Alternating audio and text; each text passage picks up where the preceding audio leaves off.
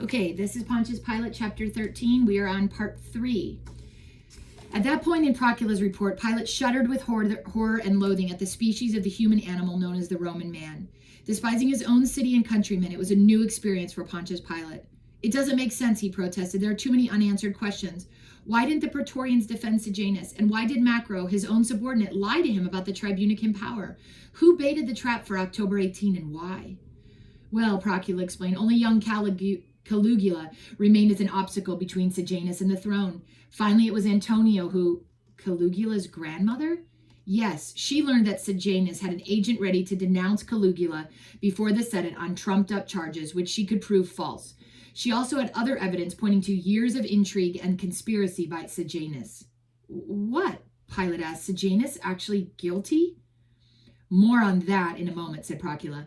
Antonio's problem was how to get the information to Tiberius on Capri, with Sejanus controlling all communications between the island and the mainland.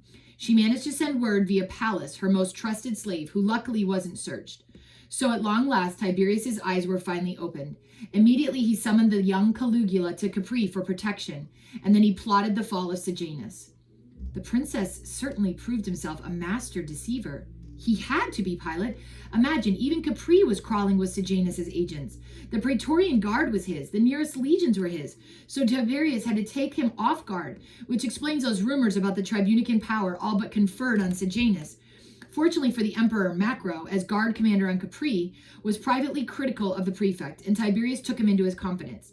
He told him to deliver the letter indicting Sejanus to the consul Regulus, not Trio, who was Sejanus' friend. If he'd only known, Sejanus would simply have surrounded the Senate with his praetorians. Why did they leave? When Sejanus swallowed Macro's bait about the tribunician power and hurried inside the Senate, Procula said, Macro went back outside and confronted the praetorians. He produced a special commission from Tiberius, which appointed himself as new praetorian prefect to succeed Sejanus. Naturally, the guardsmen were dumbfounded, but when Macro added that the princeps promised them a large bonus for quiet obedience, they obeyed his order to return to camp. Incredible. Evidently, Sejanus spent so much time in politics that he neglected to maintain close contact with his guards, his power base.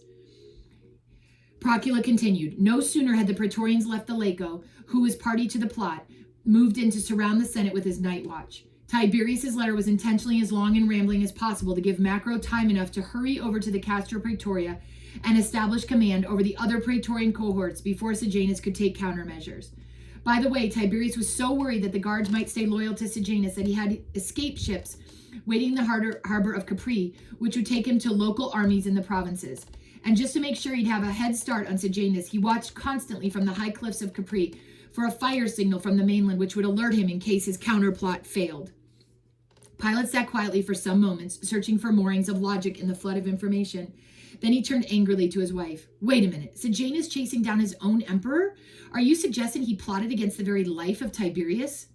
It's not clear yet, Procula said. When I left Rome, the trials against Sejanus's partisans, those who escaped the mobs, were just getting underway.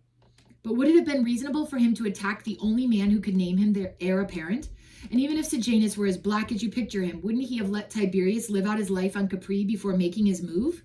Perhaps, though after Tiberius's letter was read to the Senate, the Roman Empire wasn't big enough for the two of them. Immersed in his own train of thought, Pilate now lashed out angrily. The more I hear of this, the more convinced I am that probably the most monstrous injustice in history has taken place against a man who gave his emperor a lifetime of service, protecting him against a dozen plots. And what was his reward? Death and the slaughter of his innocent family. What was this alleged conspiracy and intrigue of Sejanus? Likely a fable spun out by Antonia. After all, she is the mother-in-law of Agrippina and therefore prejudiced against... Stop, Pilate, Procula cried. I've tried hard to avoid the I told you so attitude in view of our political differences. You know how we've gone round and round on Sejanus and Agrippina. But Sejanus' plot, his horrendous guilt, is now a sober and proven fact. How proven? Besides what I've already told you, one of his conspirators, Satrius Secundus, turned state's evidence and supplied absolute proof. Some of Sejanus' correspondence with provincial governors was intercepted, and it's equally incriminating. Pilate looked as if his soul had been lacerated.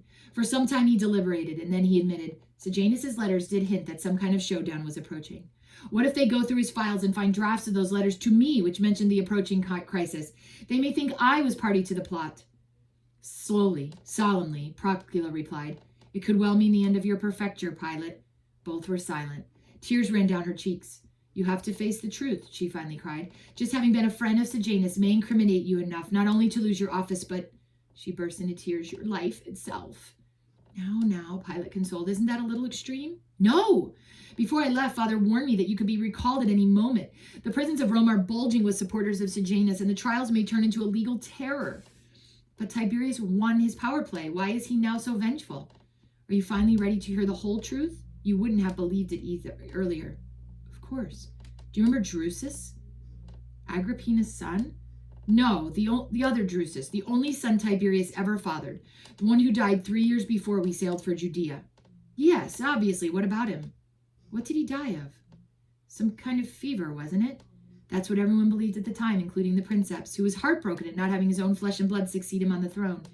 But the horrible truth was finally revealed by Apicata, the divorced wife of Sejanus.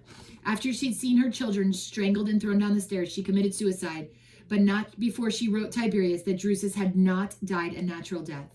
What?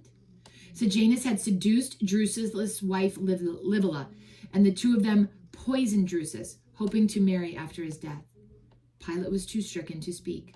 When Tiberius learned the tragic truth, he nearly went mad. He now refuses to leave Capri and lives only to avenge himself on everyone connected with Sejanus. Sejanus poisoned Drusus? Tiberius wouldn't believe it from Apicata's letter alone. After all, she might have invented the story in revenge for the execution of her children. But the slaves and attendants of Livilla corroborated the poisoning. What did Tiberius do to Livilla? She died of compulsory starvation. And by the way, do you recall how Nero died? He committed suicide on Pontius. Yes, but now it comes out how that happened. Sejanus' agents lied to poor Nero that the Senate had condemned him to death. They even had an executioner stalk about the island, testing out a strangling rope until it was too much for Nero and he took his own life. Pilate slumped in his chair. Sejanus plotted that too? Yes, and what do you suppose caused all the quarreling between Tiberius and Agrippina, which led to her exile? Sejanus telling Agrippina the princeps was plotting against her, then telling the princeps Agrippina was plotting against him, and who imprisoned the younger Drusus on the Palatine, and who planned the judicial murder of the young Caligula. It was all part of Sejanus' huge conspiracy to win the throne for himself, a plot which had duped Tiberius for almost 10 years. Slowly Pilate reacted, and now, of course, he'll make his move against all supporters of Sejanus. You can't blame him for that, she said. I must have time to think, Procula. It was good of you to get me the facts. It's the end of chapter 13 of Pontius Pilate.